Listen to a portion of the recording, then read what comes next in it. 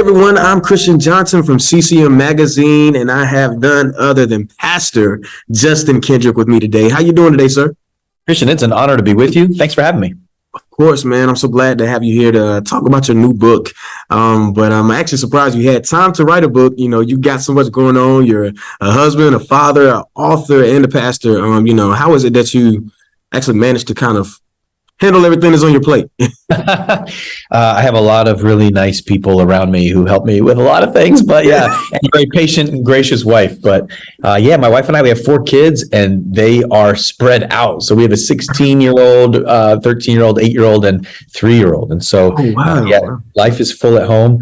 But just try to be diligent with the time I do have to chip away. So, it's a gift. I love writing and getting, blocks of time to do it has been something that's been a real joy for me.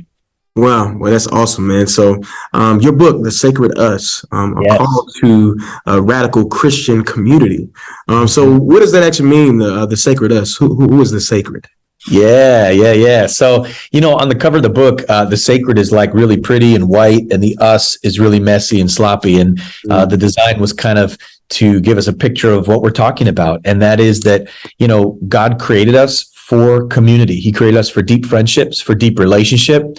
And I think a lot of people today, we want that, but we don't know how to do it. Like a new poll I just heard, more people are honestly confessing that they're lonely than ever. And I think it's been a problem for a long time, but we just haven't been willing to say it. And so now, outside of COVID, the other side, I think it's 61% of Americans are saying, yeah, I'm really lonely.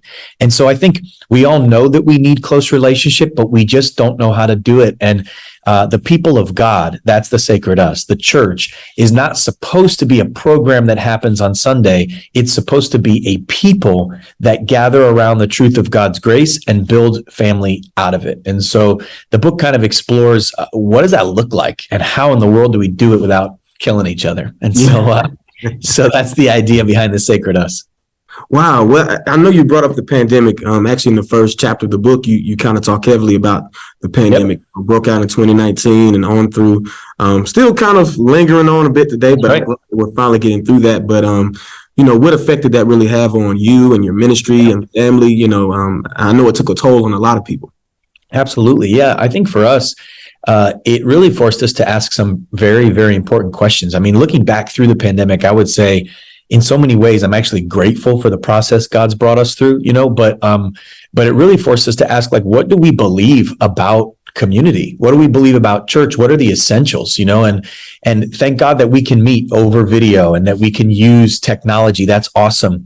But there's nothing like proximity that, Solomon says, like, better the neighbor next door than the brother far away. Something about being in the same room, being in the same space is essential to our faith. And so it's good to have friends on the other side of the country. I'm all for that. But I think the pandemic really taught us again, reminded us that there's a power in a gathering, a power in the gathered people. And so, I know that there was a time that we had to be very safe and careful in that. And I respect that. But I think that as the pandemic shifts seasons and we can be closer, I think the value of community is so important. So important.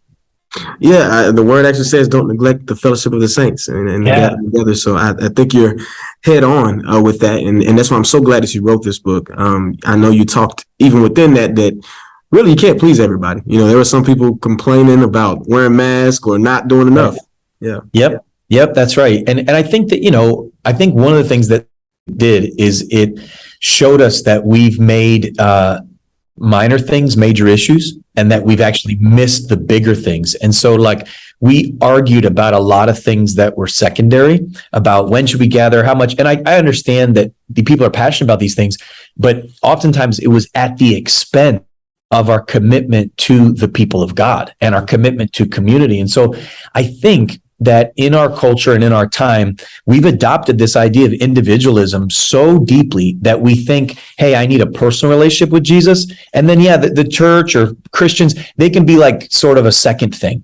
But what I talk about in the book a lot is that that's actually just bad theology, that to understand God is to understand that he's actually triune, that he's Father, Son, and Spirit. And there is this dynamic relationship that exists at the center of the Godhead. So if you want to understand God, you have to understand that he's relationship. And the only way that you know him is in the context of relationship. Mm-hmm. And so in other words, relationships are not like a secondary issue if you're a follower of Jesus. They're a primary issue. And so it can't be, well, I have a relationship with God, and then I kind of like don't really do church or community. It's like, well, he didn't really leave that option open to us. He said we're a body, and that means that you can't just chop off your hands, and cut off your legs. And so that's an uncomfortable idea, especially for individuals like we are, right, in our country, in our time. And there's a lot of good things that come with individualism, but I think that one of the bad things is we forgot that God made us to need each other.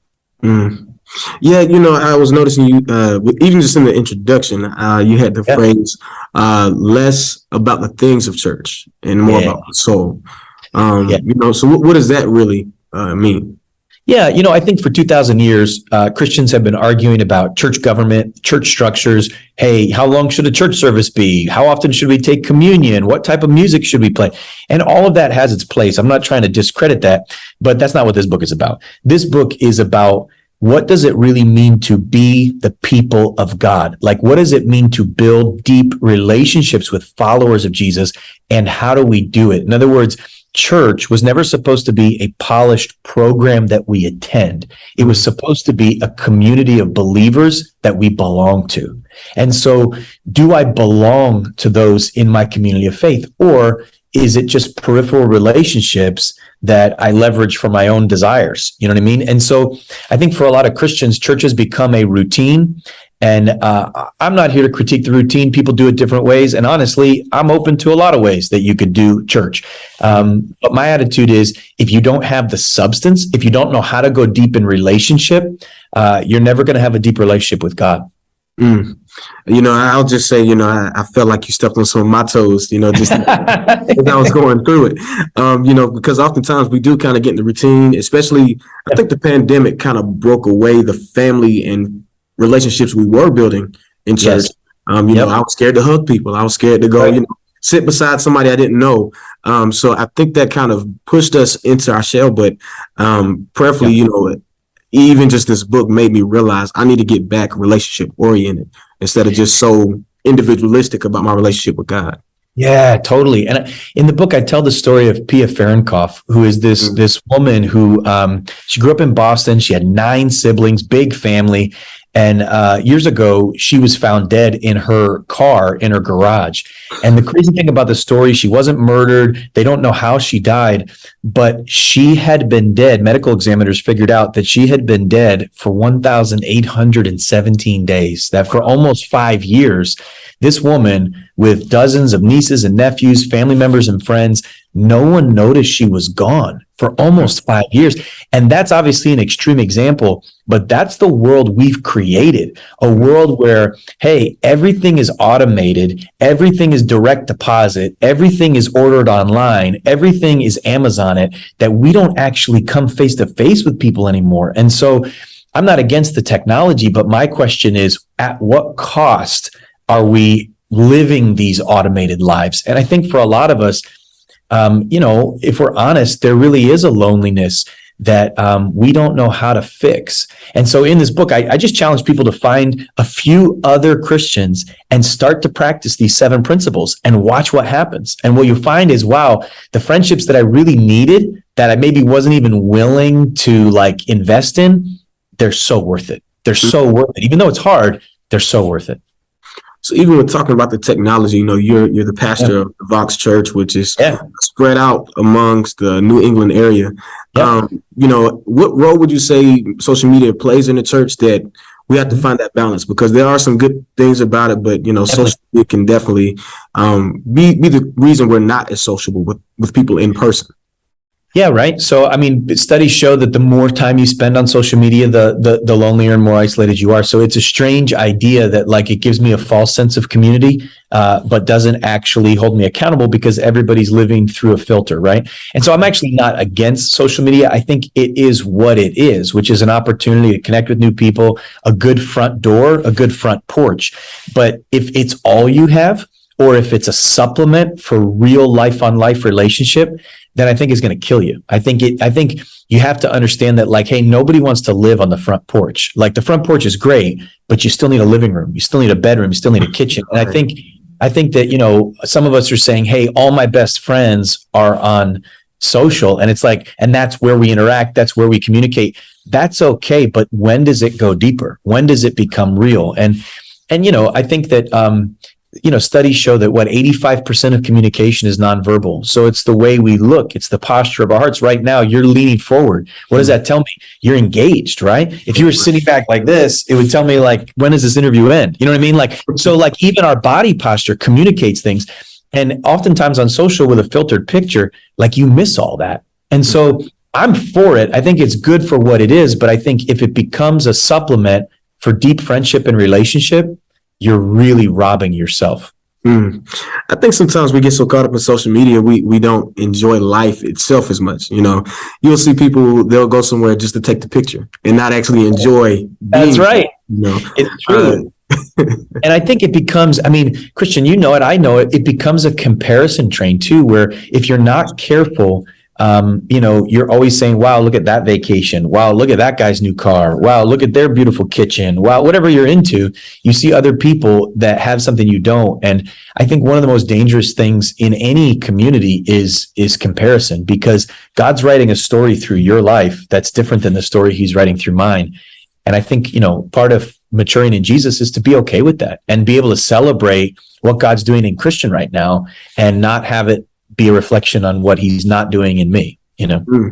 Yeah. And I think sometimes we forget what real support means. Now we look at support as how many people liked my picture as opposed to how many people were actually there, you know? So totally. Yeah, that's good. But that's a whole conversation in itself. But I would encourage anybody to check out your book. I mean, it is absolutely great. And I don't want to give all the nuggets away because there's so much, but there are some principles that you talk about towards the end of the book. Can you share that with us? Yes, of course. Tell us what that's about.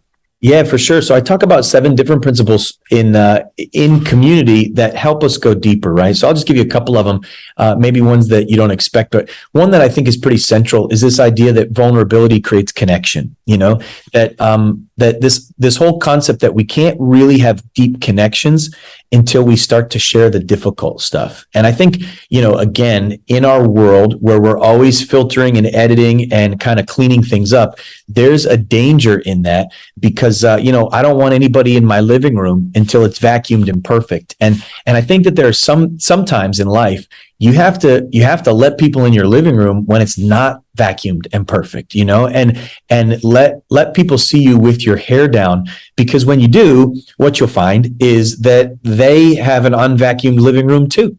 And that's okay. And that's what actually knits our hearts together in a deeper way. And so, you know, you think about the deepest relationships in your life. What are they from? They're from people that you probably went through something difficult with, you know, and you saw ugly sides of them and made it out the other end, you know? And so I think that Christians need to actually learn to be intentional. Paul talks about it in 2 Corinthians, where he says that his heart is wide open to them. And then he asks them, widen your heart. And I like that because, you know, like we think open your heart. If you open a door, all you got to do is turn the knob and it opens. But if you widen a door, you got to like take the trim off and knock the wall down. And you know, it's painful, you know?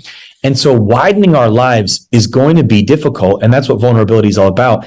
But then we create connection. So in that chapter, I talk about how do you actually cultivate a life where you're able to be vulnerable and not insecure. And so every principle has some real direct application and then some steps you can take afterwards to apply it into your life. Man, that's awesome. Once again, everybody, make sure you go out and check out this book, but we got to let them know how they can get it, right? So where can people get this? Yeah, for sure. TheSacredUs.com is the website that you can get. There's a free small group guide that goes through 9 different small group meetings that really help you kind of go deeper with the stuff. And you can also get the book there. So thesacredhouse.com is an easy place. Amazon, Barnes & Noble, anywhere you can buy books. Of course, you can get it there as well. But also, there's a ton of materials at voxchurch.org. So voxchurch.org is the church website, and we got tons of stuff there for free as well. Awesome. Well, I would just say I think this book is great for leaders to talk about and read. It's really a great book to have a book club on, whether it's for Bible studies or anything. So I think you really poured your heart into this. So thank you so much. I truly was blessed by it. I'm not just saying that, but really reading the book really touched me. So I already feel like a kindred spirit with you, my brother in Christ. And, we're wearing the same color today. I hope we do have maroon. Yeah, we That's good. This, so it just happened that way. But once again, thank you so much, Pastor Kendrick, for coming on with me today. And hopefully we'll be talking with you again soon. It's an honor. Thanks for having me. Yes, sir. Thank you.